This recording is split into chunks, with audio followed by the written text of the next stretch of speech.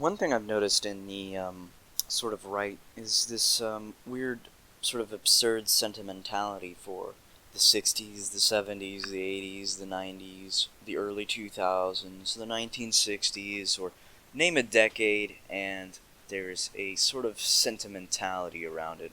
There's sort of this magical idea that this decade, or this era, or this many years ago, everything was fine. We didn't have any of this or this or this or this. But in reality, we've had the same kind of people around for a very long time.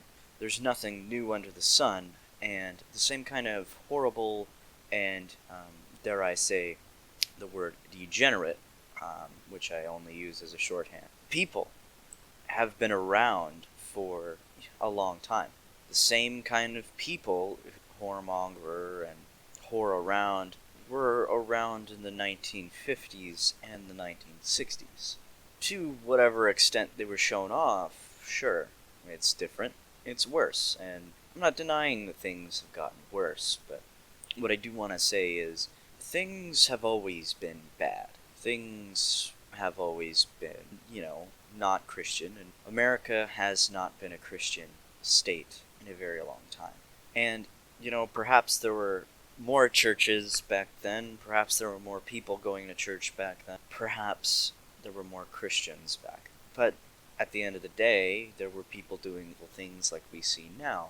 And although things have always been bad, I think there is one exception. I do think the homosexual acceptance movement has gained a lot of traction, a lot more traction, really should, and that's really where any and all concern is. But, if you were to turn back time to 10 years ago, it's not like everything is some sort of magical fantasy land where everything is okay, everything's fine, and we don't have any problems, and there's no feminism or whatever. Because in reality, there was.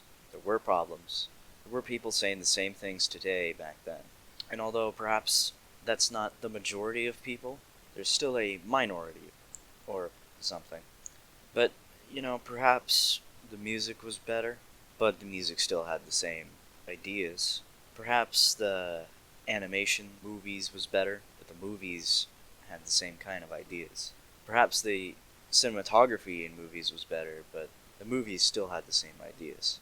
Well, those ideas clearly aren't good ideas.